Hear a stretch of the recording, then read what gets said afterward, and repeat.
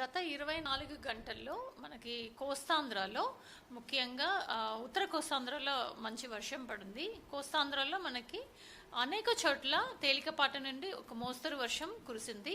అదేవిధంగా రాయలసీమలో మనకి ఒకటి రెండు చోట్ల తేలికపాటి నుండి మోస్తరు వర్షం కురిసింది. ముఖ్యంగా పాలకోడేరు వెస్ట్ గోదావరి జిల్లాలో 4 centimetre, Kaikaluru Eluru district 4 centimetre, Amalapuram 4 centimetre మరియు భీమవరం 3 సెంటీమీటర్ ఇలా చాలా చోట్ల మనకి తేలికపాటి నుండి మోస్తరు వర్షం కురిసింది.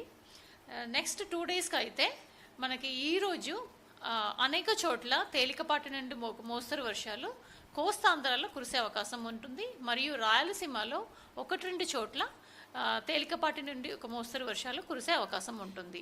మరియు రేపటి నుంచి నెక్స్ట్ 5 డేస్ మనకు చూస్తే ముఖ్యంగా ఉత్తర కోస్తాంధ్రలో కొన్ని చోట్ల తేలికపాటి నుండి మోస్తరు వర్షాలు మరియు దక్షిణ కోస్తాంధ్ర మరియు రాయలసీమలో 1-2 చోట్ల తేలికపాటి నుండి మోస్తరు వర్షాలు కురిసే అవకాశం ఉంటుంది.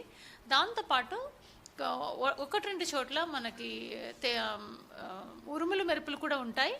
సమ్ టైమ్స్ 40 నుండి 50 కిలోమీటర్ వేగంతో స్ట్రాంగ్ విండ్స్ ఉంటాయి. సో తగిన జాగ్రత్తలు ప్రజలు తీసుకోవాలని కోరుకుంటున్నాము.